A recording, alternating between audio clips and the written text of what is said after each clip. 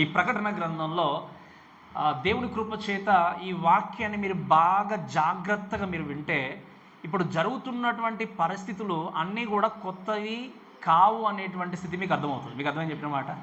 ఇప్పుడు ఈ వాక్యాన్ని మీరు బాగా జాగ్రత్తగా వింటూ ఉంటే ప్రతి ఆదివారము ఈ జరుగుతున్నటువంటి సిచ్యువేషన్స్ అన్నీ చూసి అవి ఇలా ఎందుకు జరుగుతున్నాయని క్వశ్చన్ చేయలేరు. ఎందుకంటే ప్రతిదీ కూడా జరగాల్సిందే. సో ఇక్కడ మనం దేవుని యొక్క వాక్యంలో చూస్తే ఈ ప్రకటన గ్రంథంలో 6వ అధ్యాయం నుండి 19వ అధ్యాయం వరకు అంతా కూడా శ్రమల కాలం గురించి రాయబడింది. ఏంటి మీకు అర్థమవుతుంది కదా.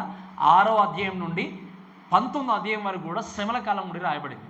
మనం నేర్చుకున్న విషయాల గురించి చూసినప్పుడు 7 ముద్రల గురించి చూస్తాం. 7 ముద్రలో దేవుడు ఓపెన్ చేసిన తర్వాత ఒక్కొక్కటి ఏం జరిగింది, ఎలా ఉంది అనే విషయాలు చూస్తాము. తర్వాత 7 బూరల గురించి మనం చూస్తూ వచ్చిన తర్వాత చివరి బూర ఓపెన్ చేసినప్పుడు ఏం జరుగుతుందో విషయాలు చూసినప్పుడు ఈ చివరి బూర ఓపెన్ చేసిన తర్వాత మనం నెక్స్ట్ నేర్చుకునే విషయాలు ఏంటి అంటే 7 పాత్రలు అవే ఫైనల్ జడ్జ్మెంట్. 7 పాత్రలు అవే చివరిగా దేవుడు ఇచ్చేటువంటి తీర్పు అనే విషయాన్ని మనం చూస్తాం. సో ఇక్కడ మీరు గమనిస్తే ఈ విషయాలన్నీ చూసిన తర్వాత 15వ అధ్యాయానికి వచ్చిన తర్వాత మనం చూసేది ఏంటి అంటే మీరు గమనించండి. ఈ చివరిగా ఉండేటువంటి తీర్పు 7 పాత్రల గురించినటువంటి ప్రస్తావన ఆ ప్రివ్యూ ఎలా ఉంటుందో ఈ 15వ అధ్యాయం తెలియజేస్తుంది. చాలా చిన్న అధ్యాయము, 8 వచనాలు మాత్రమే ఉన్నాయి. 2 వీక్స్లో మనం కంప్లీట్ చేసుకుంటాము. సో 16వ అధ్యాయంలో ఏం జరగబోతుందో దాన్ని అంతటిని కూడా 15వ అధ్యాయంలో ఒక ఇంట్రడక్షన్ లాగా ఏం చేశాడు భక్తుని ద్వారా దేవుడు బయలుపరిచాడు. మీరు గమనించాల్సిన విషయం ఏంటి అంటే దేవుడు లోకంలోనికి ఆయన వచ్చి మరణించి తిరిగి వెళ్ళిపోయిన తర్వాత దేవుడు చెప్పాడు, నేను మరలా లోకానికి తిరిగి రాబోతున్నానని సెలవిచ్చినప్పుడు దేవుడు మనకి కృపాకాలంలో అవకాశం ఇచ్చి నడిపిస్తున్నప్పుడు ఈ విషయాలన్నీ ఎరిగినటువంటి వ్యక్తిగా యేసుక్రీస్తు లోకానికి రాబోతున్నప్పుడు ఆయన ఒక గొర్రెపిల్లగా రావట్లేదు, ఒక మౌనంగా ఉండి మన మీద జాలిపడి ప్రేమతో ఆయన లోకానికి రావట్లేదు. ఎలా రాబోతున్నాడు చెప్పండి? ఎలా చెప్పండి? కోదమ సింహంలాగా ఎవరిని ఏం చేస్తున్నాడు? రక్షించబడిన వ్యక్తినేమో తన దగ్గరకు తీసుకెళ్ళడానికి, రక్షింపబడినటువంటి ప్రతి వ్యక్తిని ఎక్కడ తీసుకెళ్ళబోతున్నాడు చెప్పండి? పంపించబోతున్నాడు నరకానికి. ఇటువంటి భయంకరమైనటువంటి స్థితిలోనికి ప్రజలందరూ కూడా వెళ్ళబోతున్నారనే విషయాన్ని గుర్తుపెట్టుకొని ఏం చేయాలి? తీర్పు ఉన్నదనే విషయాన్ని మర్చిపోకుండా జీవితాన్ని కొనసాగించాలి. ఈరోజు ఎంతోమంది క్రైస్తవులు కానీ అన్ని జనులు అంటే డిఫరెంట్ కేసు అయినా క్రైస్తవులు కూడా కొంతమంది ఏంటి అంటే నేను మరణించిన తర్వాత తీర్పు ఉండబోతుంది అనే విషయాన్ని గుర్తుంచుకోలేకుండా తమ జీవితాన్ని ఈజీగా జీవించేవారు ఉన్నారు. అసలు రేపు ఏం జరగదులే, ప్రశాంతంగా ఉందిలే జీవితం అనుకొని జీవితాన్ని కొనసాగించేవారు ఉన్నారు. బట్ రిమెంబర్, అందుకే వాక్యం ఒక మాట ఉంది, నువ్వు తినొచ్చు, త్రాగొచ్చు, సుఖించచ్చు, అన్నీ చేయొచ్చు, కానీ మర్చిపోకూడని విషయం అంటాడు. అది ఎక్లీషియాస్లో ఏమంటాడు ఆయన? ప్రసంగి గ్రంథంలో మర్చిపోకునే విషయం ఏంటాడు? వీటన్నిటిని బట్టి ఒకరోజు తీర్పు ఉంది. ఆ తీర్పు గురించి మాట్లాడినప్పుడు, ఆ భయంకరమైనటువంటి తీర్పు గురించి చూసినప్పుడు ఏంటి అంటే శ్రమ అనేటువంటి విషయం చూసినప్పుడు, ఆ డెత్ అనే మ్యాటర్ చూసినప్పుడు మీరు వినండి, క్రీస్తుని సొంత రక్షకునిగా విశ్వసించినటువంటి వ్యక్తికి మరణం అంటే భయం లేదు. ఈరోజు చెప్పండి, మరణం అంటే ఎవరికైనా భయం ఉందా? అనడం ఈజీ, పాస్టర్ దగ్గర దాకా వస్తే అంతే కదా, అనడం ఈజీ, కానీ మన దగ్గర దాకా వస్తే భయం, అంతేనా? మీరు వినండి, మొన్న ఫ్లైట్లో వెళ్తున్నప్పుడు కూడా బాగా టర్బులెన్స్ వచ్చింది. బాగా వెళ్తున్నప్పుడు కొంతమందిగా, అంటే నేను ఏదో గొప్ప అని చెప్పట్లేదు, కానీ ఒకటే అనుకున్నాం, it's okay, if something happen is okay. అంటే చాలా ఎక్స్పీరియన్స్ అయిన వాళ్ళు ఉన్నారు, మీరు అందరూ కూడా ఎన్నో రకాలు చూడొచ్చు. కానీ అంటే ఆ మ్యాటర్ కావచ్చు, వేరే మేబీ మీరు వెళ్తున్నప్పుడు సడన్గా వెహికల్ వచ్చి యాక్సిడెంట్ చేసే క్షణంలో తప్పింపబడ్డారేమో, లింక్ ఏదైనా జరగవచ్చు. ఆ మరణం దగ్గరకు వచ్చినప్పుడు అయ్యో ఎలా ఉంటుందో అనుకోవచ్చు, కానీ మీరు గుర్తుపెట్టుకోండి, నిజమైన క్రైస్తవుడికి మరణం అంటే భయం లేదు. కానీ గమనించాల్సిన విషయం ఏంటంటే మరణం అంటే ఎవరికి భయమో, ఆ పనిష్మెంట్ అంటే ఎవరికి భయం అంటే యేసుక్రీస్తు చెప్పినటువంటి మాటలకి ఆయన ఏంటి జాగ్రత్త వింటే కరెక్ట్గా చెవియగకుండా ఆలకించకుండా జీవించేటువంటి వ్యక్తి ఈరోజు జీవితం బాగుందిలే, నేను చక్కగా అనుభవిస్తున్నానులే, నాకు అన్నీ ఉన్నాయని చెప్పుకుంటూ వెళ్ళిపోతున్నాడు. కానీ వాక్యం రాయబడిన మాట ఏంటి అంటే జీవము గల దేవుని చేతిలో పడుట భయంకరం. మానవుని చేతిలో పడితే నువ్వు తప్పించుకోవచ్చు, కానీ దేవుని యొక్క చేతిలో పడితే తప్పించుకోలేవు. ఎందుకంటే ఆయన ఇచ్చేటువంటి పనిష్మెంట్ శాశ్వతమైంది. ఆయన ఇచ్చేటువంటి పనిష్మెంట్ నుండి తప్పించుకోవడానికి అవకాశం లేదు. ఈ విషయాలన్నీ గుర్తుపెట్టుకుంటూ జ్ఞాపకం చేసుకోవాల్సింది ఏంటంటే this is final judgement. Final wrath of God. ఇంకా దీని తర్వాత తీర్పు అనేది ఉండదు. చివరిగా అంత్య దినాల్లో 7 సంవత్సరాల చివరి కాలంలో ఇక్కడ ఉన్నాం మనము. ఈ చివరి కాలంలో ఏంటి అంటే దీని తర్వాత ఇంకా తీర్పు అనేది ఉండదు. ఆ ఫైనల్ దాని గురించి ఈ 15వ అధ్యాయం ఇంట్రడక్షన్గా తెలియజేస్తూ మనకు మాటలు నేర్పిస్తున్నాడు. కాబట్టి ఈరోజు నేను మీతో చెప్పాల్సిన విషయం ఏంటి అంటే a song before the storm. మీకు అదే తుఫానుకు ముందు ఉండే వచ్చేటువంటి పాట, లేదా తుఫానుకు ముందు పాడినటువంటి పాట అంటే ఏంటి, అలజడికి ముందు వచ్చేటువంటి భయంకరమైన తీర్పుకు ముందు ఉన్నటువంటి ఒక పాట గురించి ఈరోజు మనం వాక్యం నేర్చుకుంటాం. మరి ఎవరు పాడారు, ఏంటి ఆ పాట అని మాట్లాడినప్పుడు మనం పాడినటువంటి పాట, అందుకే నేను పాడిన ఇప్పుడు పాట కూడా దానికి రిలేటెడ్గా ఉంది అని చెప్పేసి ఆ పాట గురించి మనం నేర్చుకుంటూ దేవుని యొక్క వాక్యాన్ని మనం వింటూ ముందుకు వెళ్దాం. దయచేసి 15వ అధ్యాయం మొదటి వచనం చూస్తే మీరు చూడండి, రాయబడిన మాట ఏంటి అంటే మరియు ఆశ్చర్యమైన మరి యొక్క గొప్ప సూచన పరలోకమందు సూచితిని, అదేమనగా 7 తెగుళ్ళు చేత పట్టుకొని ఉన్న 7 దూతలు, ఇవే కడవరి తెగుళ్ళు, వీటితో దేవుని కోపము. ఏముంది వాక్యం చూడండి, ఇవే కడవరి తెగుళ్ళు, వీటితో దేవుని కోపము. అంటే దీని తర్వాత ఇంకా తీర్పు కానీ దేవుని యొక్క ఉగ్రత కానీ ఉండదు. This is final.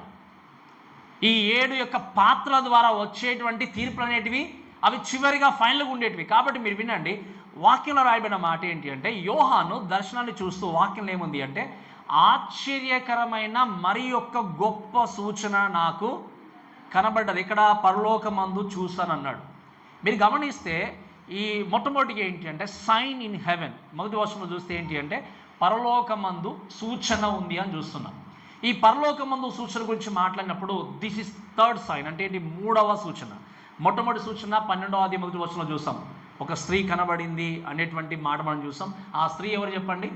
స్త్రీ గురించి మాట్లాడినప్పుడు ఇశ్రాయేలు జనాంగం అనే మాట మనం చూసాం. 2వ సైన్ గురించి చూసినప్పుడు 12వ అధ్యాయం 3వ వచనంలో చూసాము, ఘట సర్పం అని చూసాం.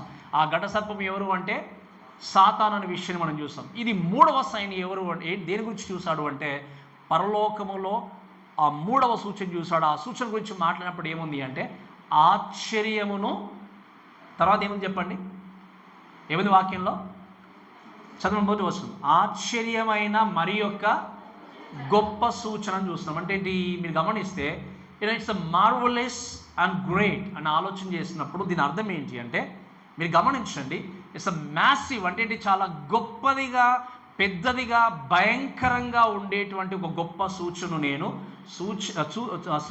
చూసినట్టుగా చూస్తున్నాం. అంటే దాని అర్థం ఏంటి అంటే దేవుడు చివరి దినాల్లో తన ఉగ్రతను చూపించబోయేటువంటి సూచనను యోహాను చూశాడు.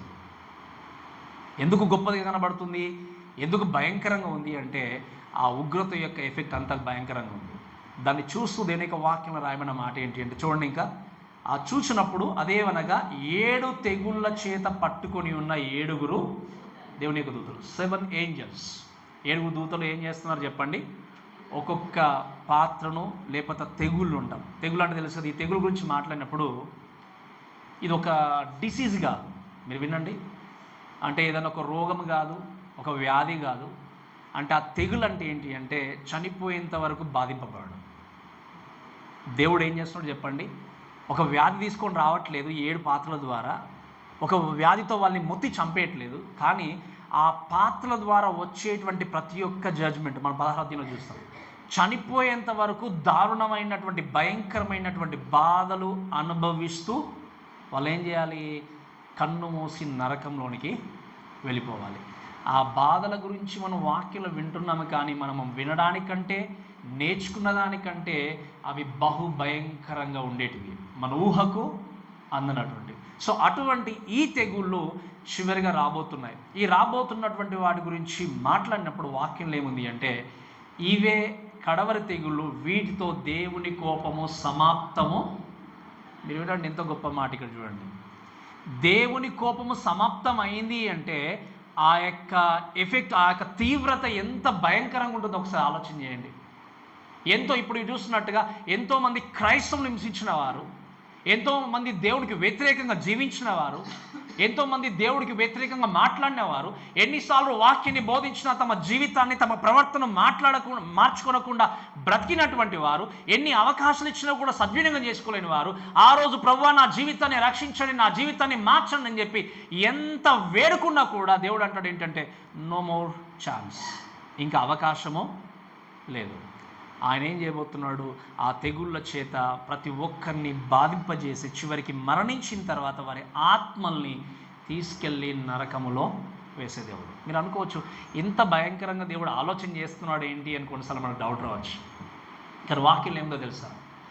దుష్టుడు తన దుష్టత్వంలో మరణించిన దేవుడికి ఏమాత్రం కూడా ఇష్టం లేదు. మళ్ళీ వినండి జాగ్రత్తగా. దుష్టుడు తన దుష్టత్వంలో మరణించిన దేవుడికి అంటే ఏం చేస్తున్నాడు? దేవుడు అవకాశాలు ఇస్తున్నాడు. మీ దుష్టత్వాన్ని మానుకోండి. అందుకే మొదటి కీర్తనలో చూస్తాం, దుష్టుల ఆలోచన చొప్పున నడవక, పాపుల మార్గమున నిలవక, అపహాసకులు కూర్చుండి చోట, ఇవన్నీ దేవుడు అవకాశాలు ఇస్తున్నాడు. మెనీ టైమ్స్ దేవుడు మనతో మాట్లాడుతున్నాడు. కానీ మనం ఏం చేస్తున్నామంటే ఈ అవకాశాలను సద్వినియోగం చేసుకోకుండా దుర్వినియోగం చేస్తే ఆ రోజు వచ్చిన తర్వాత ప్రభువాన్ని ఎంత వేడుకున్నా కూడా తప్పింపబడడానికి అవకాశం లేనే లేదు. అందుకే వాక్యం ఏముంది అంటే దీనితో దేవుని యొక్క కోపం ఏమైపోయింది? సమాప్తమైపోయింది. The final judgment. కాబట్టి మీరు చూడండి, ఈ యొక్క సైన్ తెలియజేసిన తర్వాత రెండవ మాట మనం చూసేది ఏంటి అంటే not only sign in heaven, second thing ఏంటి అంటే victory of God's redeem people. అంటే ఏంటి? విడుదల చేయబడ్డ వ్యక్తులు, లేకపోతే శ్రమల కాలంలో కష్టాలు అనుభవించి బాధలు అనుభవించి మరణించి దేవునితో ఉన్నటువంటి వ్యక్తులు పాడేటువంటి పాటను, లేకపోతే దేవునితో ఉన్నటువంటి వ్యక్తులు ఏ విధంగా విజయాన్ని పొందుకున్నారో దాన్ని మనం రెండవ వచనంలో చూస్తాం. దయచేసి రెండవ వచనం చదవండి. మరియు అగ్నితో కలిసి ఉన్న స్ఫటికపు సముద్రం వంటిది ఒకటి నేను చూచి తిని, ఆ క్రూర మృగమునకును దాని ప్రతిమకును దాని పేరు గల సంఖ్యకును లోబడక వాటిని జయించిన వారు దేవుని వీణెలు గలవారై ఆ స్ఫటికపు సముద్రము వద్ద నిలిచుంటా నేనేం చేశాను? ఈయనేం చేస్తున్నాడు? 7 దేవదూతలు 7 పాత్రలు తెగుళ్ళు పట్టుకున్నట్టుగా చూస్తాడు. మరలా ఆయన చూసింది ఏంటి అంటే అగ్నితో కలిసి ఉన్న స్ఫటికపు సముద్రం వంటిది ఒకటి నేను చూశాను. అక్కడ ఆ క్రూర మృగానికి మొక్కకుండా, నమస్కారం చేయకుండా, ముద్ర వేయించుకోనకుండా ఉన్నటువంటి వారిని ఒక గ్రూప్ నేను ఏం చేశాను చూసానని చెప్తున్నాడు. ఈ గ్రూప్ ఎవరు అంటే శ్రమల కాలంలో శ్రమలు అనుభవించి కష్టాలు అనుభవించి దేవుని కొరకు హతసాక్షులు అయిపోయి దేవుని దగ్గర, దేవుని సింహాసనం దగ్గర నిలబడినటువంటి గుంపు. ఈ గుంపు గురించి మనం మాట్లాడినప్పుడు మీరు చూడండి, వారి గురించి నేను జ్ఞాపకం చేయడానికంటే ముందు అగ్నితో కలిసి ఉన్న స్ఫటికపు సముద్రం అన్నాడు. అక్కడ ఏమన్నాడు చెప్పండి? అగ్నితో కలిసి ఉన్న స్ఫటికపు సముద్రం అంటే దీని గురించి మనము 5వ అధ్యాయంలో ఆల్రెడీ మనం 4వ అధ్యాయంలో ఆల్రెడీ మనం చూస్తాం. కాబట్టి నేను ఎక్కువ మీకు డీటెయిల్గా నేను తెలియజేయను. కానీ ఈ యొక్క స్ఫటికపు సముద్రం మనం ఆలోచన చేసినప్పుడు ఏంటి అంటే అది లిటరల్గా సముద్రం కాదు. నో, ఇది మనం ఏమంటామంటే క్రిస్టల్ ప్లాట్ఫామ్ అంటాం. అంటే ట్రాన్స్పరెంట్గా కనబడేటువంటి దేవుని మహిమతో కూడినటువంటి వెలుగు ప్రజ్వలించేటువంటి దాన్ని చూపించేటువంటి దానికి సూచనగా దేవుడు ఏం వాడాడంటే స్ఫటికపు సముద్రం అనే మాట వాడాడు. ఇంకా చెప్పాలంటే ఆ స్ఫటికపు సముద్రం అనే పదాన్ని చూసినప్పుడు దేవుడు ఆ యొక్క మహిమను కలిగిన వ్యక్తిగా సర్వలోకాన్ని తేటగా స్పష్టంగా ఏం చేయగలడు? చూడగలడు. అందుకే మీరు గమనించండి, దేవుడు చూడనటువంటి ప్రదేశం ఏది లేదు. ఉందా చెప్పండి ఏదైనా? దేవుడు నిజంగా ఈ స్థలంలో చూడలేదు, ఈ స్థలము దేవుడికి హైడ్గా ఉంది అనేటువంటి విషయం ఏది కూడా లేదు. మీకు ఇదివరకు చెప్పాను. నరకంలో దేవుడు ఉంటాడా? ఉన్నాడా? గట్టిగా చెప్పండి. నరకంలో దేవుడు ఉన్నాడా లేడా? ఉంటాడా లేడా? ఉన్నాడా చెప్పండి. ఉంటాడా? ఉన్నాడా? ఉంటాడు. ఉండకపోతే ఆయన ఓమ్ని ప్రెజెన్స్ కాలేడు. అంటే ఆయన సర్వవ్యాపి. ఆయన అంటాడు కదా, దావీదు అంటాడు కదా, నేను ఒకవేళ రెక్కలు కట్టుకుని ఆకాశానికి ఎగురుదాం అనుకున్నా కూడా అక్కడనే ఉన్నావు, ఒకవేళ పాతాళంలోనికి వెళ్ళి నేను దాక్కోవాలనుకున్నా కూడా నీవు అక్కడ, నీవు లేని ప్రదేశం ఏది కూడా. God sees everything. ఆయన సమస్తాన్ని స్పష్టంగా చూసే దేవుడు. ఈరోజు నీ క్రైస్తవ జీవితాన్ని ఏ విధంగా బిల్డ్ చేసుకుంటున్నావు, ఏ విధంగా నీ జీవితాన్ని దేవుని కొరకు నిర్మించుకుంటున్నావు, ఆదివారం మొదలుకొని ఇంకొక ఆదివారం వరకు నీ జీవితాన్ని ఏ విధంగా కొనసాగించినావు, ఇది ప్రతిదీ కూడా నీ యొక్క కుటుంబంలో ఉన్నటువంటి ఏ వ్యక్తి చూడకపోవచ్చు. నీ భర్త గమనించకపోవచ్చు, నీ భార్య గమనించకపోవచ్చు, పిల్లలు గమనించకపోవచ్చు. కానీ గుర్తుపెట్టుకోవాల్సిన విషయం ఏంటి అంటే నువ్వు చేస్తున్నటువంటి ప్రతి పనిని, ప్రతి క్రియను స్పష్టంగా దేవుడు చూస్తున్నాడు అనే విషయం ఎప్పుడు కూడా మర్చిపోకూడదు. He can Cs everything. ఆయన సమస్తాన్ని తేటగా స్పష్టంగా చూసేటువంటి దేవుడు. కాబట్టి ఇక్కడ మీరు చూసే విషయం ఏంటి అంటే ఈ స్ఫటికము అనేటువంటి సముద్రాన్ని ఉన్నటువంటి చూసినప్పుడు అగ్నితో కలిసి ఉంది అంటే అర్థం ఏంటి అంటే ఇట్ టాక్స్ అబౌట్ జడ్జ్మెంట్. ఆయన ట్రాన్స్పరెంట్గా ఉన్నటువంటి అంటే దాని అర్థం ఏంటంటే క్రిస్టల్ ప్లాట్ఫామ్ ఎందుకనే పదం వాడాము అంటే ఆయన స్పష్టంగా తేటగా ప్రతి మానవుని అబ్జర్వ్ చేస్తున్నాడు. చేసిన తర్వాత ఒకరోజు తీర్పును లోకంలోనికి తీసుకొని రాబోతున్నాడు. తీర్పులో అందుకే మనం పాట కూడా పాడుతుంటాం, అదే ఆ రోజు యేసయ్య ఉగ్రత రోజు, ఏడేళ్ల శ్రమ రోజు అనేటువంటి పాట మనం పాడుతున్నాం. అంటే ఏంటి? పాపలంతా ఏడ్చే రోజు, అంతే కదా. ఎవరు అంటే ఏ మానవుడు కూడా, ఏ శరీరం కూడా తప్పించుకోలేడు. ఆ ఉగ్రతను, ఆ యొక్క రోజులను మనం మాటల్లో వర్ణించలేం. అటువంటి భయంకరమైనటువంటి తీర్పును దేవుడు తీసుకొని రావడానికి సిద్ధంగా ఉన్నాడు. ఈ లోకంలో ఆ యొక్క తీర్పును దేవుడు లోకం మీద కురిపించబడడానికి సిద్ధంగా ఉన్నాడు. కాబట్టి ఒకసారి ఒక మాట్లాడడం దయచేసి మీకు బాగా అర్థమవుతుంది. హెబ్రీలకు రాసిన పత్రిక 12వ అధ్యాయం 29వ వచనం. హెబ్రీలకు రాసినటువంటి పత్రిక 12వ అధ్యాయం 29వ వచనం.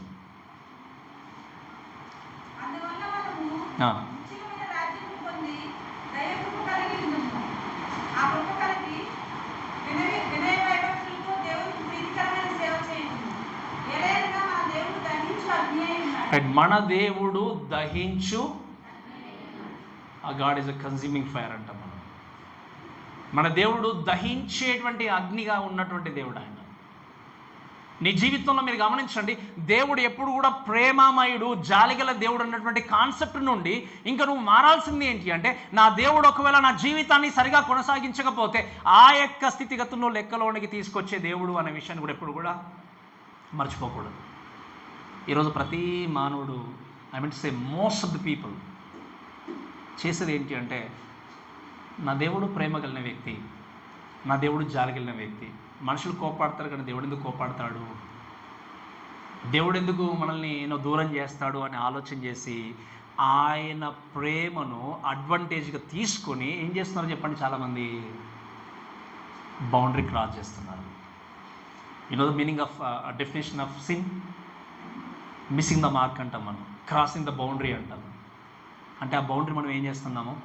క్రాస్ చేస్తున్నాం. అందుకే నేను చాలాసార్లు చెప్పాను, యాజ్ అ క్రిస్టియన్స్ మన జీవితంలో ఒక బౌండరీని మనం పెట్టుకోవాలి. ఇప్పుడు క్రికెట్లో చూసినప్పుడు మీకు తెలుసు బౌండరీ లైన్ అంటే ఎలా ఉంటుంది. అది దాటేంత వరకే ఎంత కష్టపడ్డా, ఫీల్డర్స్ అంతే కదా, ఆ బాలు అది దాటంత వరకే ఎంత కష్టపడ్డా, దాటిన తర్వాత ఏమీ చేయలేరు. మన జీవితంలో కూడా ఒక బౌండరీ లైన్ ఉండాలి క్రిస్టియన్స్కి. ఏంటి? ఎంత మనము జీవించినా, లోకంలో పరిగెత్తినా, లోకంలో స్నేహం చేసినా, ఎక్కడికి వెళ్ళినా కూడా ఆ యొక్క బౌండరీ లైన్ దాటి వెళ్ళడానికి వీలేదు. ఇంకా అది దాటాము అంటే అర్థం ఏంటి అంటే నువ్వు దేవుని నుండి దూరంగా వెళ్ళిపోతున్నావు అనంటే. Every Christian must have a boundary line. ప్రతి ఒక్కరు కూడా ఆ యొక్క హద్దులు మనం పెట్టుకొని జీవించాలి. ఎందుకు అంటే ఆ హద్దుల్లోనే దేవుని మనం ఏం చేయగలం? మహపరచగలం. ఈరోజు దేవుడు ప్రేమ కలిగిన దేవుడు, జాలి కలిగిన దేవుడు అని చెప్పేసి అవన్నీ హద్దులు చెరిపివేసి జీవితాన్ని ఇష్టానుసారంగా కొనసాగించే వ్యక్తులు ఎంతమంది ఉన్నారు. కాబట్టి మన వాక్యం దేవుడు సెలవిచ్చే విషయం ఏంటి అంటే దేవుడు దహించే, ఎవరు చెప్పండి? దహించే అగ్ని అయి ఉన్నాడు. సో కాబట్టి ఈ మాట గుర్తుపెట్టుకుంటూ చక్కగా దేవుని యొక్క వాక్యాన్ని గుర్తిరిగిన వ్యక్తిగా ఆయన మహిమ కొరకు మనం జీవిస్తూ ముందుకు వెళ్దాం. సో చూస్తే ఏముంది వాక్యం అంటే ఆ క్రూర మృగమునకు, దాని ప్రతిమనకును, దాని పేరుగల సంఖ్యకును లోబడక ఏంటంటే వాటిని జయించిన వారు దేవుని వీణెల గలవారై ఆ స్ఫటికపు సముద్రం నొద్ద నిల్చడం నేను ఏం చేశాను? చూశాను. ఈయన ఎవరిని చూశాడు చెప్పండి? ఒక గ్రూప్ ఆఫ్ పీపుల్ని చూశాడు, కొంతమంది ప్రజల్ని. ఎవరు ఆ గ్రూప్ ఆఫ్ పీపుల్ అని అనుకున్నప్పుడు మీరు చూస్తే ప్రతిమకు మ్రొక్కకుండా, దాని ముద్ర వేయించుకొనకుండా, ఆ నామాన్ని లేకపోతే ఆ ముద్ర నొసటి మీద వేయించుకొనకుండా జీవించి వారిని జయించినటువంటి వ్యక్తులు ఏం చేస్తున్నారు చెప్పండి? ఇక్కడ ఉన్నట్టుగా మనం చూస్తాము దేవుని యొక్క వాక్యాల 13వ అధ్యాయంలో మొత్తం కూడా. ఈ క్రూరముఖం ఎవరు అంటే అంత్యక్రీస్తు. అంత్యక్రీస్తు యొక్క ప్రతిమను తయారు చేసి అంత్యక్రీస్తు యొక్క ప్రతిమకు మ్రొక్కాలి అని చెప్పి, ఒకవేళ దానికి నమస్కారం చేయకపోతే, ఒకవేళ దానికి సంబంధించినటువంటి ముద్రను ఒకవేళ నుదుటి పైన కానీ కుడి చేతి పైన కానీ వేసుకోకపోతే ఆ వ్యక్తి ఏంటి చెప్పండి? ఏ వ్యాపారం కూడా చేయడానికి వీల్లేదు, అంతే కదా. ఏ బిజినెస్ చేయడానికి వీల్లేదు, కనీసం ఇది కొనడానికి కానీ అమ్మడానికి కూడా వీల్లేదు. ఆ ముద్ర వేసుకున్న వ్యక్తి మాత్రం ఏం చేయాలి చెప్పండి? అమ్మడానికైనా పర్మిషన్ ఉంది, కొనడానికైనా పర్మిషన్ ఉంది. కానీ ఈ యొక్క ముద్రను వేయించుకొనకుండా, ఆ ప్రతిమకు మొక్కకుండా ఏం చేశారు? ఈ యొక్క జనాంగము జీవించి జయించారు. కాబట్టి ఆ జయించినటువంటి జనాంగము అక్కడ ఉన్నట్టుగా ఇక్కడ యోహాన్ చూస్తున్నాడు. సో ఈ విషయాలు మనం చూసినప్పుడు మీరు గమనించండి. They have been victorious on his on image. ఎవరి ఇమేజ్ అది? అంత్యక్రీస్తు యొక్క ప్రతిమకు మొక్కలే. ఇంకా వాక్యం ఏమని చెప్పండి? అంత్యక్రీస్తు యొక్క పేరును వాళ్ళు వేయించుకోలేదు.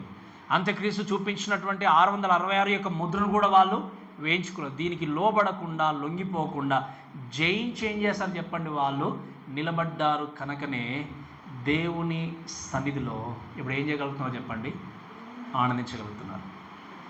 మీరు గమనించండి, అక్కడ ఏ బాధ లేకుండా, ఏ ఇబ్బంది లేకుండా. అందుకే మీకు మాట చెప్పడం కూడా మర్చిపోయాను. ఈ సముద్రం అనే మాట మనం చూస్తున్నాం. పరలోకంలో there will be no more oceans in heaven. సముద్రాలు ఏమి ఉండవు, అంతే కదా. ఓన్లీ ఎర్త్కి సంబంధించినంత వరకు మాత్రమే. ఈ లోకంలో మీరు గమనించండి, దేవుని దగ్గర సమాధానంతో ప్రశాంతతను కలిగి ఉండి, ఏ బాధ లేకుండా, ఏ కష్టం లేకుండా ప్రతినిత్యము కూడా దేవునితో మనం ఏం చేయబోతున్నాం చెప్పండి? సమయాన్ని గడపడానికి సిద్ధంగా ఉన్నాం. ఈరోజు ఒక మానవునిగా మనం ఆలోచన చేసినప్పుడు, పొద్దున్న లేచింది మొదలుకునే వరకు ఏమి తినాలి, ఏ విధంగా పని చేసుకోవాలి, ఈరోజు ఏ విధంగా డేని డిజైన్ చేసుకోవాలి, అన్నీ కూడా మనం ఆలోచన చేస్తాం, ప్లాన్ చేసుకోవాలి అని చెప్పేసి. ఈ యొక్క అవస్థలు ఏవి కూడా పరలోకంలో ఉండవు, అంతే కదా. ఏం చెప్పండి? ఈ అవస్థలు కూడా పరలోకంలో ఏవి కూడా పొద్దున్న లేవగానే ఏ కర్రీ వండుకోవాలి, అంతే కదా. స్త్రీలు అయితే పాపం ఏ కర్రీ చేసుకోవాలి ఈరోజు, అంతే కదా. అంటే ఏంటి? ఏ పని చేయాలి, ఏ ఏ ఏ వర్క్లోనికి వెళ్ళాలి, దేని గురించి నా కుటుంబం ఎలా, నా యొక్క బ్రతికి ఎలా అని ఇటువంటి ఆలోచనలు ఏముండవు. ఎందుకంటే మనకు ఉన్నటువంటి ఒకే ఒక పని ఏంటి అంటే దేవుణ్ణి హృదయపూర్వకంగా ఆరాధించడం. And these people no they were struggled on earth. వాళ్ళు ఏం చేశారు? లోకంలో బాగా ఇబ్బంది గుండా వెళ్ళారు, కష్టాల గుండా వెళ్ళారు, చివరికి హతసాక్షిగా మార్చబడ్డారు. కానీ ఇప్పుడు విజయాన్ని పొందుకున్నటువంటి వ్యక్తులుగా దేవుని దగ్గర ఉన్నారు. ఈరోజు మనకు కూడా ఎన్నో పరీక్షలు ఎదురవుతుండొచ్చు లోకంలో ప్రయాణం చేస్తున్నప్పుడు. ఇదివరకు మీకు జ్ఞాపకం చేశాను, ఒక క్రైస్తవుడుగా నువ్వు జీవిస్తున్నప్పుడు నీతో మాట్లాడడానికి ఇష్టపడినటువంటి పొరుగువారు ఉండొచ్చు. నువ్వు క్రైస్తవుడు అని తెలియనంత వరకు ఒకలాగా ఉండి, తెలిసిన తర్వాత నీతో మాట్లాడే పద్ధతే కావచ్చు, నీ కుటుంబంతో ఉండేటువంటి కనెక్షనే కావచ్చు, ఈవెన్ బంధువులే కావచ్చు, స్నేహితులే కావచ్చు, లేకపోతే వ్యాపారమే కావచ్చు, ఏదైనా కావచ్చు, నీకు సహాయము చేయలేని స్థితిలో ఉండొచ్చు. బట్ రిమెంబర్, ఎవరు చేయి విడిచినా కూడా మన దేవుడు చేయి విడవడు. అండ్ మోర్ ఓవర్, ఈ లోకంలో ఈ ఛాలెంజెస్ గుండా, ఈ కష్టాల గుండా వెళ్ళినా కూడా మనందరం కూడా ఉండబోయేటువంటి ఆ స్థలము ఎవరైతే మనల్ని వ్యతిరేకించారో, ఎవరైతే ద్వేషించారో, ఎవరైతే క్రీస్తుని అంగీకరించారో వారికి దేవుడు ఇవ్వలేదు. అందుకే నేను చెప్తాను, వీఆర్ బ్లెస్డ్. ఎలా బ్లెస్డ్ తెలుసా? మనం ఆశీర్వదించబడినటువంటి వ్యక్తులు. ఏ విషయం నన్ను ఆలోచన చేసినప్పుడు మీరు వినండి, we have a eternal glory, we have a eternal place, we have a eternal God. ఇవన్నీ కూడా ఈ లోకంలో ఉన్న వ్యక్తికి ఎవరికి లేవు. ఇంకా చెప్పాలంటే మనం లోకంలో ఉన్నవారందరికంటే ధనవంతులు. మీ బ్యాంక్ బ్యాలెన్స్ గురించి ఆలోచన చేయకండి. నేను చెప్పినప్పుడు మీకు అర్థమైంది కదా. ఈ లోకములో ఉన్న అందరికంటే ఎవరెవరైతే బిలియనీర్స్ ఉన్నారో వారందరికంటే మనం ధనవంతులం. ఎందుకు చెప్పండి? ఎందుకు చెప్పండి? మన ధనము శాశ్వతమైంది. అందుకే దేవుడు ఏమన్నాడు? మీరు లోకంలో ధనాన్ని కూర్చుకోకండి. ఎక్కడ కూర్చుకోమన్నాడు ఆయన? పరలోకంలో. ఏంటి ఆ ధనము? నీకు అప్పగింపబడినటువంటి బాధ్యతను శక్తి వంచన లేకుండా నువ్వేం చేయాలి? ఫుల్ఫిల్ చేయాలి, నెరవేర్చాలి. ఐశ్వర్యవంతుడైనటువంటి దేవుడు ఉన్నాడు మనతో. అందుకే if you are true believer, you will have this kind of experience. ఏంటి? Maybe you had some experience. ఏంటి? రేపు నాకు నిజంగా ఇది కావాలి అంటే ఆన్ టైంకి దేవుడు ప్రొవైడ్ చేశాడు. చేశాడా? చేయలేదా? కొంతమంది ఐశ్వర్యవంతులు ఉన్నప్పుడు కొన్నిసార్లు టెక్నికల్గా బ్యాంక్ నుండి డబ్బులు తీసుకురాకపోవడానికి ఇబ్బంది కలగవచ్చు, కొన్నిసార్లు కార్డు పని చేయకపోవచ్చు, కొన్నిసార్లు ఇది జరగవచ్చు. కానీ మీరు వినండి, దేవుణ్ణి అంగీకరించిన వ్యక్తి మనకు అటువంటి ట్రబుల్స్ ఉన్నాయా అంటే ఉండవు అని చెప్పట్లేదు. కానీ anything you need for tomorrow, God is ready to provide for you. దేవుడు తప్పకుండా నీకు ఇచ్చే దేవుడు ఉన్నాడు. ఎందుకంటే ఆయన ఐశ్వర్యవంతుడు. ఆయన ఐశ్వర్యవంతుడు. ఈ మాట నమ్మితే నిజంగా మీరు ధన్యులు. కాబట్టి మనం గమనించాల్సిన విషయం ఏంటి అంటే, ఈ లోకంలో ఎన్ని రకాల శోధనలు ఎదురైనా, ఎన్ని రకాల కష్టాలు ఎదురైనా కూడా దేనికి కూడా మనము లోబడకుండా, లొంగిపోకుండా దేవుని కొరకు నీ జీవితాన్ని కొనసాగిస్తే you will have a beautiful life there. నువ్వు తప్పకుండా మంచి భాగ్యంను కలిగి ఉండి ఆ లోకంలో జీవించబోతున్నావు. అందుకే ఈ మాట ఎప్పుడు జ్ఞాపకం చేసుకోవాలి. ఈ లోకము మనది కాదు, మనతో ఏది. చనిపోయినప్పుడు పాడుతుంటాం కదా పాట, ఎవరైనా చనిపోయినప్పుడు అప్పుడే పాడుతుంటాం, మిగతా టైంలో కూడా వాడుకోవాలి మనం, అంతే కదా. ఈ లోకం మనది కాదు, మన తోటి ఏది, కట్టుకున్న భార్య కూడా రాదు, కట్టుకున్న భర్త కూడా, ఇంకా చెప్పాలంటే చివరికి మనం వేసుకున్న వస్త్రాలు కూడా మనతో, క్లోత్స్ అంతే కదా, ఈ వస్త్రాలు కూడా మనతో ఏమొస్తాయి చెప్పండి, ఏమొస్తాయి చెప్పండి, చెప్పాను కదా మీకు ఏమొస్తాయి మనతో పాటు. యువర్ వర్క్స్, యువర్ డీడ్స్, మీరు చేసిన పనులు, క్రియలు మీతో పాటే, నా క్రియలు నాతో పాటు వస్తాయి, మీ క్రియలు మీతో పాటు వస్తాయి. అంటే ఈ లోకమును మనము చూసి వెళ్ళడానికి వచ్చాము. దేని కొరకు చెప్పండి, గట్టిగా చెప్పాలి నాకు, దేని కొరకు వచ్చాం మనము? ఈ లోకాన్ని చూసి వెళ్ళడానికి. అనడానికి కూడా కష్టంగా ఉంది, అంతే కదా, కానీ సత్యం అది నిజం. ఈ లోకాన్ని చూసుకోవడానికి వచ్చాం అంతే. ఎప్పుడు ఎవరు ప్లేన్ దిగుతారో, ఎప్పుడు బస్సు దిగుతారో ఎవరికి తెలియదు. అర్థమైంది నేను చెప్పిన మాట. ఎప్పుడు ఎవరు ఈ దేహంలో ఉన్న ఆత్మ వెళ్ళిపోతుందో మనకు తెలియదు. కాబట్టి చూసుకోవడానికి వచ్చిన మన అందరం కూడా ఎటర్నల్ ప్లేస్ గురించి ఆలోచన చేస్తూ దేవుడు మనకివ్వబోతున్నటువంటి ఆ విక్టరీని గుర్తుపెట్టుకొని మనం విడిపించిన దేవుడు, సంరక్షించిన దేవుడు ఆయనే అని చెప్పి ఈ లోకంలో ఎన్ని రకాల శ్రమల గుండా నువ్వు వెళ్ళినా కూడా, శోధనల గుండా వెళ్ళినా కూడా, అవమానాల గుండా వెళ్ళినా కూడా నీ విశ్వాస జీవితాన్ని కాపాడుకుంటూ దేవుని దగ్గరికి మనం చేరాలి. అందుకే నేను చెప్తాను, ప్రభువునందు మృతులైన వారు ధన్యులనే మాట మనం విన్నాం లాస్ట్ టైం. అందుకే చెప్తాను, మనం కొన్నిసార్లు మనం వాళ్ళ గురించి జ్ఞాపకం చేసుకున్నప్పుడు కొంచెం బాధేస్తుంది, కానీ వారే మంచి ప్లేస్లో ఉన్నారు, అంతే కదా. వారే శ్రేష్టమైన ప్లేస్లో, సేఫెస్ట్ ప్లేస్లో, సెక్యూరిటీ కలిగినటువంటి ప్లేస్లో ఉన్నారు. And we are here with lot of struggles. మనమే ఎన్ని రకాల స్ట్రగుల్స్ గుండా, ఛాలెంజెస్ గుండా మనం ఏం చేయాలి, మన ప్రయాణాన్ని కొనసాగిస్తూ వెళ్ళాలి. కాబట్టి ఈ విషయాలు జ్ఞాపకం చేసుకుంటూ మన జీవితంలో ఈ యొక్క జనాంగం ఎలాగైతే దేవుని కొరకు నిలబడి హతసాక్షులుగా మారి దేవునిలో సంతోషిస్తున్నారో, మనందరం కూడా లోకంలో ఎన్ని రకాల శ్రమల గుండా వెళ్ళినా కూడా ఒక దినాన దేవునితో మనం సమాధానంలో కలిగి ఉండి జీవించబోతున్నాం. అందుకే ఆయన పిలిచే మొట్టమొదటి మాట ఏంటి చెప్పండి? పరలోకం వెళ్ళగానే ఏమని పిలవబోతున్నాడు? బల నమ్మకమైన, ఈ మాట నేను చెప్పాను కదా చాలాసార్లు, బల నమ్మకమైన ఈ మాట కొరకే మనం బ్రతికేది. ఈ మాట దేవుడు మనతో అనడానికి లోకంలో మనం జీవించేది. ఈ లోకంలో మనుషులు మిమ్మల్ని చూసి మీరు చెడ్డవారండి, మీరు మంచివారు కాదు, మీరు వేస్ట్, ఇది అదని ఎవరెన్ని రకాలుగా అన్నా డోంట్ వరీ. పై రూపాన్ని బట్టి మనుషులు మిమ్మల్ని తీర్పు తీర్చవచ్చు, పై రూపాన్ని బట్టి మిమ్మల్ని జడ్జ్ చేయొచ్చు, లేకపోతే మీ యొక్క స్థితిగతులను బట్టి వాళ్ళ యొక్క తీర్పులు మారిపోవచ్చు. కానీ దేవుడు నీ అంతరంగం ఉన్నదాన్ని, నీ యొక్క ఇన్వర్డ్గా ఆలోచన విధానాన్ని గుర్తిరిగి నీకు గిఫ్ట్ ఇవ్వడానికి సిద్ధంగా ఉన్నాడు. అండ్ వాటి తెలిసి ఏం చెప్పబోతున్నాడు చెప్పండి? ఆయన బల నమ్మకమైన మంచి దాస్తాడు. ఈ పదాన్ని మనము దేవుని చేత వినిపించుకోవడానికి మనం ప్రయత్నం చేసి ముందుకెళ్ళాలి. కాబట్టి ఈ లోకంలో మనం ఆలోచన చేసినప్పుడు ఈ డెత్ గురించి, అంటే లోకంలో ఏం జరగబోతుందో, ఇన్ని రకాలుగా జీవించి ఒకవేళ మరణాన్ని కొని తెచ్చుకుంటే ఏం జరుగుతుందో అని మీరు ఆలోచన చేసి వినండి. Death is not a punishment, but it's a victory. For true Christian death is not a punishment, but it's a victory. అంటే ఏంటి మీరు వినండి, నిజమైన క్రైస్తవుడికి మరణం అనేది పనిష్మెంట్ కాదు, మరణం అనేది శిక్ష కాదు. ఏంటి? మరణం అనేది ఒక విజయం. అందుకేమన్నాడు? ఓ మరణమా నీ ముల్లెక్కడని అంటాడు కదా అపోస్తలుడైనటువంటి పౌలు. ఆ మరణమా ముల్లెక్కడని పదాన్ని ఎందుకు వాడాడు అంటే, ఆ మరణాన్ని జయించి తిరిగి లేచినటువంటి క్రీస్తున్నాడు. కాబట్టి మనకున్నటువంటి గ్రేటెస్ట్ హోప్ ఏంటి అంటే, నిరీక్షణ ఏంటి అంటే, మరణాన్ని జయించి తిరిగి లేచినటువంటి క్రీస్తు ఉన్నాడు కనుక నేను మరణించినా నీవు మరణించినా మన సమాధిని ఓపెన్ చేసి ఆ సమాధి నుండి సైతము మన ఆత్మను మన యొక్క బాడీని తీసి ఆత్మను విడిపింపజేసి తిరిగి లేపేటువంటి శక్తి కలిగినటువంటి దేవుడు యేసుక్రీస్తు. ఎందుకంటే ఆయన మరణాన్ని జయించాడు కనుక. కాబట్టి ఆయన జయించాడు కాబట్టి మనం జయించబోతున్నాం. ఆయన తిరిగి లేపబడ్డాడు కాబట్టి మనం ఒకరోజు తిరిగి లేపబడతాం. కాబట్టి మనకు ఉండబోయేటువంటిది, మనకు జరగబోయేటువంటి మరణం అనేది అది పనిష్మెంట్ కాదు. ఎవరికి పనిష్మెంటు? ఎవరికి శిక్ష అంటే క్రీస్తును హృదయపూర్వకంగా తెలుసుకోనకుండా తమ జీవితాన్ని కోల్పోయిన వారు ఖచ్చితంగా నిత్య నరకానికి వెళ్ళాల్సింది చెప్పాను కదా.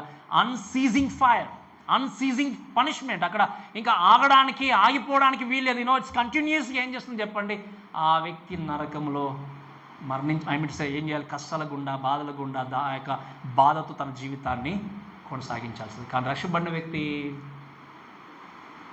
అన్సీజింగ్ అనే మాట కాదు, ఇంకేం చెప్పండి, వితౌట్ కనెక్షన్ లేకుండా, లేకపోతే ఆగిపోకుండా, ఏం లేకుండా, ఒకవేళ ఒక క్షణం బాధ ఒక క్షణం సంతోషం అనే పదం లేకుండా నిత్యము ప్రతి క్షణము ఎల్లకాలం ప్రభుత్వం మనం ఏం చేయబోతున్నామో ఆనందించబోతున్నాం. అందుకే మనం పాట పాడతాం, ఆహా బూర ఎప్పుడు ధ్వనించునో, ఆహా నా ఆశ ఎప్పుడు తీరుతుందో, తండ్రి నా కన్నీటిని తుడుచునెప్పుడో, అంతే కదా, అని ఆశతో నేను వేచున్నాను ప్రభు అనేటువంటి పాట మనం పాడుతుంటాం. దేవుడు మనం విన్నాం, నీ ప్రతి బాష్ప బిందువును ఆయన ఏం చేయబోతున్నాడు, తుడిచివేయబోతున్నాడు. No more sorrows, no more struggles. దేవునితో మనము సమాధాన్ని సంతోషాన్ని కలిగి ఉండబోతున్నాం. కాబట్టి ఒక మాట చెప్పి నేను ఇంకా మూడో విషయం చెప్పి ముగిస్తాను. చూడండి, fear of death is a slavery, it's a bondage. మీకు అర్థమైంది కదా, fear of death is a slavery అంటే ఏంటి, మరణము గురించి భయపడడం అనేది బానిసత్వం లాంటిది. బానిసత్వం అంటే తెలుసు కదా మీకు, తెలుసు కదా మీకు బానిసత్వం అంటే, ఈ మరణం అనేటువంటి ఈ భయముతో జీవించే వ్యక్తి మరణం అనేటువంటి బానిసత్వంలో ఉన్నాడు.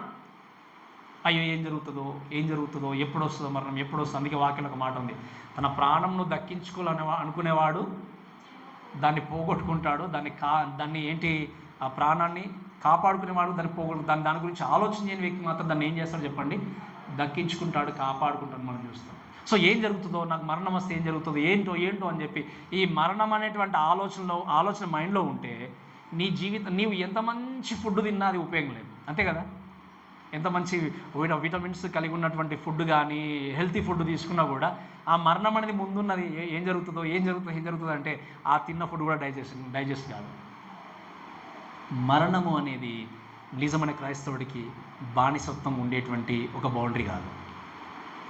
మనందరికీ అందుకే మనం ఆలోచన చేసినప్పుడు ఏంటి అంటే, but fear of death is not a bondage, but ఇది ఏంటి అంటే ఇట్స్ ఏ హోమ్ గోయింగ్. అందుకే చెప్పాను, మనం మన ఇంటికి మనం వెళ్ళబోతున్నాం. ఎక్కడికి చెప్పండి, మన ఇంటికి మనము సంతోషంగా ఉన్నారా లేరా, ఇప్పుడే వద్ద పాస్గా ఇంకా మాకు సమయం కావాలి, అంతే కదా. నా చేతుల్లో లేదు, నా యొక్క జీవితమే నా చేతుల్లో లేదు. మీ జీవితం, మీ మరణం, నా మరణం మన చేతుల్లో లేదు. ఎవరి చేతిలో ఉంది? In the hands of God. ఆయన రండి అని చెప్పి పిలిస్తే ఏం చేయాలి, ఇంకా వదులుకు వెళ్ళిపోవాల్సింది. అందుకే ఆనోకు దేవునితో నడుస్తూ ఉంటే చాలామంది అంటుంటారు కదా, ఇంకా నువ్వు ఇంటికి వెళ్ళిపోతావా, నాతో వచ్చే అన్నట్టుగా అంటుంటారు చాలామంది. సో వచ్చేసేసరికి ఏం చేశాడు ఆయన, అయ్యో నా భార్య ఎలా, నా పిల్లలు ఎన్ని సంవత్సరాలు బ్రతికాడు చెప్పండి, ఆయన ఆల్మోస్ట్ 369 సంవత్సరాలు బ్రతికాడు, అంతే కదా. నా భార్య ఎలా, నా పిల్లలు ఎలా అని చెప్పి ఆలోచన చేశాడా? అందరూ అక్కడ వదిలేసి దేవుడు సృష్టికర్త అయినటువంటి దేవుని వెంబడిస్తే వెళ్ళిపోయాడు. Because God new exactly. ఒకవేళ మనం ఎప్పుడు వెళ్ళినా ఆయన పిలిచినా మనము సిద్ధపడి దేవుని కొరకు ఎదురు చూడాలి. ఎందుకంటే మన నిజమైనటువంటి హోమ్ ఎక్కడుంది చెప్పండి, పరలోకంలో. Be happy everyday. If you truly genuinely saved, you will rejoice with your salvation. నువ్వు నిజంగా రక్షబడిన వ్యక్తిగా ఉంటే, జెన్యున్ సాల్వేషన్ నీ జీవితంలో ఉంటే, నీవు కలిగి ఉన్నటువంటి రక్షణ బట్టి ప్రతిరోజు సంతోషిస్తావు. If you don't have that happiness, I think I might not doubting, but maybe you think about yourself, about your salvation.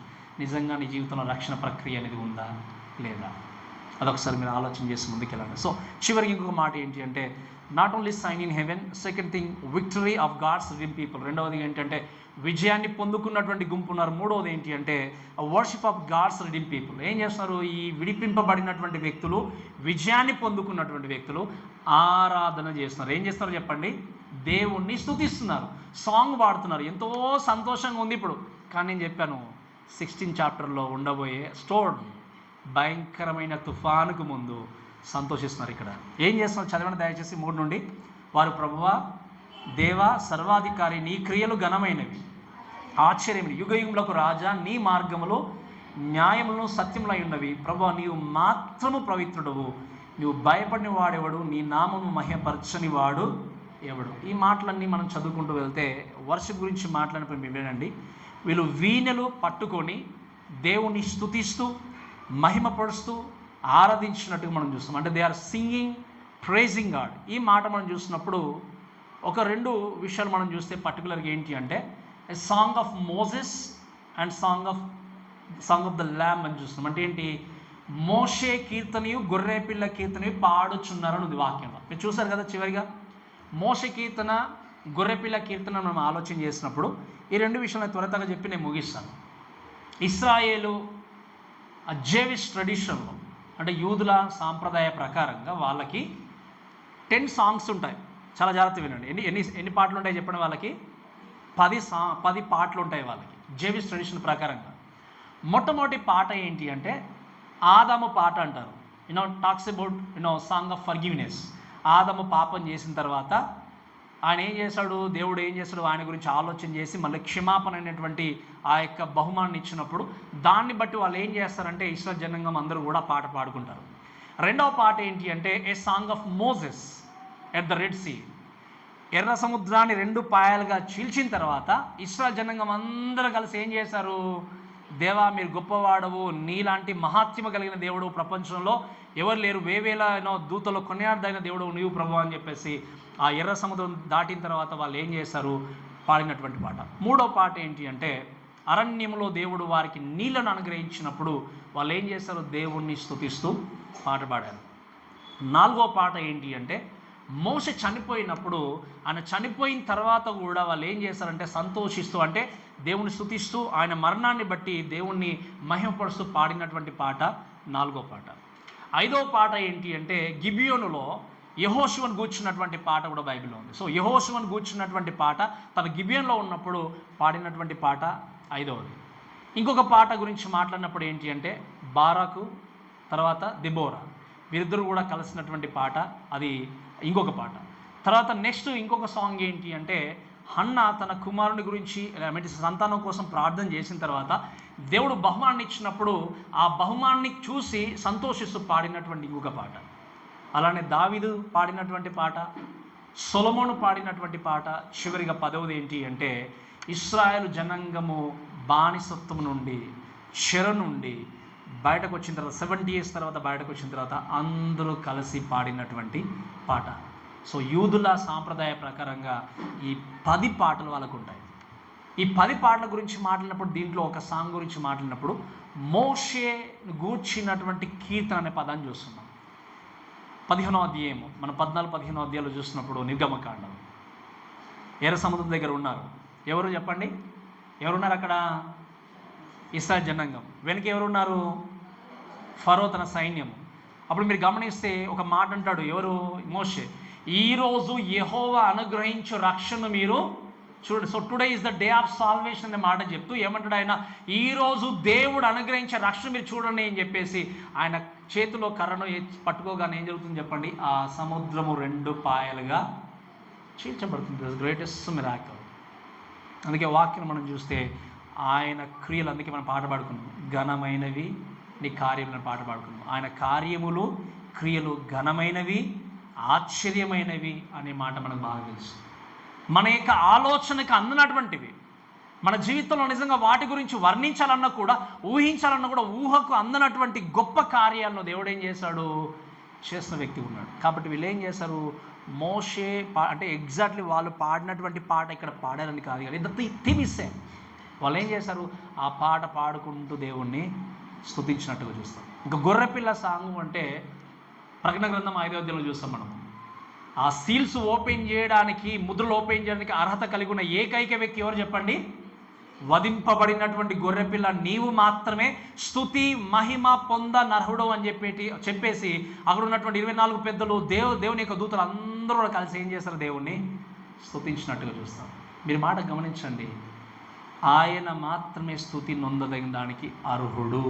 అందుకే ఇక్కడ ఒక మాట చూడండి, దయచేసి ఆలోచన చేస్తే ఈ ట్రిబులేషన్ సెయింట్స్ లేకపోతే ఇక్కడ శ్రమల కాలం గుండా వెళ్ళినటువంటి వీళ్ళందరూ కూడా దేవుని యొక్క క్యారెక్టర్ని, దేవుని యొక్క గుణలక్షణాలని జ్ఞాపకం చేసుకుంటూ దేవుని స్తుతిస్తున్నారు. ఏమన్నారు వాళ్ళు, దేవా సర్వాధికారి, నీ క్రియలు ఏంటి చెప్పండి, ఘనమైనవి.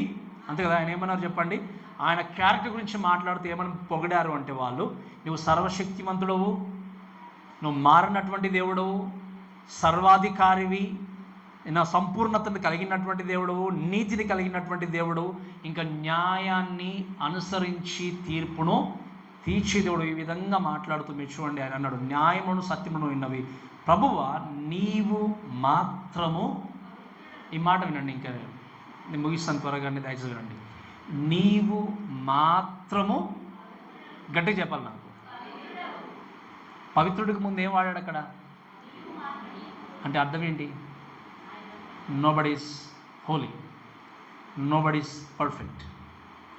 అందుకే ఈరోజు మనం ఎంత మంచిగా దేవుని కొరకు జీవించినా, ప్రయత్నం చేసినా, వెళ్ళినా కూడా యువర్ 100% వితౌట్ బ్లెమిష్గా ఉండాలంటే ఉండలేవు. ఈ లోకంలో ఏ వ్యక్తి కూడా పరిశుద్ధుడు కాదు, ఏ వ్యక్తి కూడా పరిశుద్ధ పవిత్రుడు కాదు. మీరు ఇంకా గమనిస్తే వాక్యం మనం చూస్తాం కదా, కేవలం ఆయన మాత్రమే పవిత్రుడు, ఆయన మాత్రమే స్తుతి మహిమ పొందదగినడానికి ఎవరు అర్హుడు? గట్టిగా చెప్పండి, ఎవరు అర్హులు చెప్పండి. ఈరోజు మనం చూస్తాం ఎన్నో చర్చెస్లో దేవుణ్ణి మహిమపరచడాన్ని పక్కన పెట్టి ఏదైనా అవకాశం వచ్చినా, ఏదైనా చెప్పడానికి వచ్చినా ఏం చేస్తాను చెప్పండి, నేను గొప్ప, ఇది గొప్ప, మా కాపరి, మా సంఘ పాస్టర్ గొప్ప, మా సంఘ పెద్దలు గొప్ప, నా కుటుంబం గొప్ప, చివరికి చెప్పి దేవుడు అనే పదమే మర్చిపోతాం మనం. Useless kind of spending time with those kind of situations. మీరు వినండి, అటువంటి సమయముని వ్యర్థంగా ఉచ్చరించే వ్యక్తికి నిజంగా రక్షణ అంటే తెలియదు. I mean it's a lot of churches మనం చూస్తాం. సో ఈయన చాలా గొప్పవాడండి అని అంటాం. One word is enough. Okay, is doing a great job, something is okay enough. ఆ మనిషి కోసం చెప్పిన దాంట్లో కనీసం 1% కూడా దేవుని కోసం చెప్పాం. విన్నారా ఎప్పుడైనా? విన్నారా ఎక్కడైనా? చాలా సంఘాలు మనం చూస్తాం, ఈయన ఒక గొప్ప ప్రీచర్ అండి, ఇన్ని చేశాడు, ఇన్ని దేశాలు తిరిగి ఇన్ని చివరికి దేవుని గురించి ఈయన వచ్చినందుకు దేవునికి స్తోత్రం అనే మాట ఎప్పుడైనా వాడినప్పుడు చూస్తారా? మీరు విన్నారా? తక్కువ. అందుకే చెప్తాను, నన్ను పోవడానికి నాలో ఉన్న అర్హత ఏంటి? What is there to what is that boss myself. మీ లోపల ఏముంది మిమ్మల్ని మీరు హెచ్చించుకోవడానికి? We are nothing. మన లోపల ఏ యోగ్యత లేదు. మనం ఇంకా చెప్పాలంటే మనం పవిత్రం కాదు, పరిశుద్ధం కాదు, మనము ఏ విధంగా కూడా దేవుని దగ్గరికి రావడానికి ఏ మాత్రం అర్హత లేని వాళ్ళం. వాక్యం అందుకేముంది, ఆయన మాత్రమే స్తుతి మహిమ ఘనత పొందదగడానికి అర్హుడుగా ఉన్నటువంటి దేవుడు. ఈరోజు మనం ఎంతోమందిని చూసినప్పుడు ఒకరి పేరు చెప్పినా బాధపడే వాళ్ళు ఉన్నారు. దేవుడి పేరు చెప్పినా చెప్పకపోయినా పర్లేదు, కానీ మనుషుల పేరు చెప్పకపోతే ఏం చేస్తారు చెప్పండి? చాలా మట్టుకు బాధపడే ఉంటారు. And I was really grieving in my heart when I heard those kind of situations. ఆ సిచ్యువేషన్ చూసినప్పుడు చాలా బాధేస్తుంది నిజంగా. వీళ్ళు మనిషిని పోడిన దాంట్లో కనీసం ఒక 20% దేవుని పోడిన ఎంత బాగుంది. ఈరోజు మీరు వినండి, ఈరోజు దేవుని కృప చేత మన సంఘంలో ఇది తక్కువనే, కానీ మిగతా సంఘంలో మీరు చూస్తే కొన్నిసార్లు నేను విన్నాను, కేవలం మా చర్చ్లో 15 నిమిషాలు 2 నిమిషాల వాక్యం ఉంటుంది పాస్టర్ ఉన్నప్పుడు. నేను అన్నాను, ఇంకెందుకు చర్చ్కి వెళ్తున్నారు మీరు అన్నా. నేను దేనికి మరి ఎక్కువ సమయం అంటే, సాంగ్స్ పాడతాము, ఇంకా సాక్ష్యాలు ఎక్కువ ఉంటాయి, ఇది ఉంటాయి, అది ఉంటాయి అంటే. సో అన్నీ విన్నప్పుడు మన వాక్యం అంటే కొన్నిసార్లు అయితే 15 నిమిషాలు అన్నారు వాళ్ళు. అక్కడే అర్థమవుతుంది ఏ విధంగా ఆ సంఘాలు బిల్డ్ అవుతున్నాయండి. అందుకే ఈ అంత్య దినాల్లో you should always seek righteous. అందుకే లాస్ట్ ఒక మాట చెప్పాను, who is true disciples of Jesus Christ. చెప్పండి, ఎవరు నిజమైన క్రైస్తవుడు శిష్యుడు? గట్టిగా చెప్పాలి, ఎవరు నిజమైన శిష్యుడు చెప్పండి యేసుక్రీస్తుకి. మనం వినాలి, అంతే కదా? ఎవరు నిజమైన శిష్యుడు చెప్పండి? యేసుక్రీస్తు యొక్క వాక్యమందు నిలిచుండు వాడే నాకు నిజమైన శిష్యులుగా ఉంటారని యోహాను సువార్త 8వ అధ్యాయంలో చూస్తాం మనం. యేసుక్రీస్తు యొక్క వాక్యమందు నిలిచుండు వారే నిజమైన శిష్యులై ఉండి వాళ్ళు ఏం చేస్తారు? సత్యమును గ్రహిస్తారు. ఆ సత్యం మిమ్మల్ని ఏం చేస్తుంది? స్వతంత్రులు చేస్తుంది. కాబట్టి ఈరోజు ఈ మాటలన్నీ మనం వింటున్నప్పుడు దయచేసి మన జీవితాలను ఒకసారి మనం ఆలోచన చేసుకుంటూ ముందుకు వెళ్దాం. చూడండి, ఇక్కడ ఇవన్నీ స్తుతిస్తూ చివరిగా అన్నారు ఏంటి అంటే, జనులందరూ వచ్చి నీ సన్నిధిని నమస్కారం చేసేదని చెప్పొచ్చు దేవుని దాసులకు మోషేకి ఎత్తిన గొర్రెపిల్లకి ఎత్తిన వాళ్ళు ఏం చేస్తున్నారు? పాడుచున్నారు. జనులందరూ కూడా ఒక దినాన దేవుని దగ్గరకు వచ్చి ఏం చేయాలి? మోకరిల్లాలి. అందుకే ప్రతి నాలుక ప్రతి మోకాలు ఏం చేస్తుంది చెప్పండి? ఒకరోజు ప్రతి నాలుక దేవుని ఒప్పుకుంటుంది, ప్రతి మోకాలు కూడా దేవుని దగ్గర వంగి దేవునికి నమస్కారం చేయబోతుంది. ఎందుకంటే is the only person who is holy, is the only person who is worth to get our praise and our glory. మనం మన జీవితంలో ఇచ్చేటువంటి ప్రతి స్తుతి కానీ, ప్రతి ఆరాధన కానీ, ప్రతిది కూడా దేవుని కొరకు మనం చేయాలి.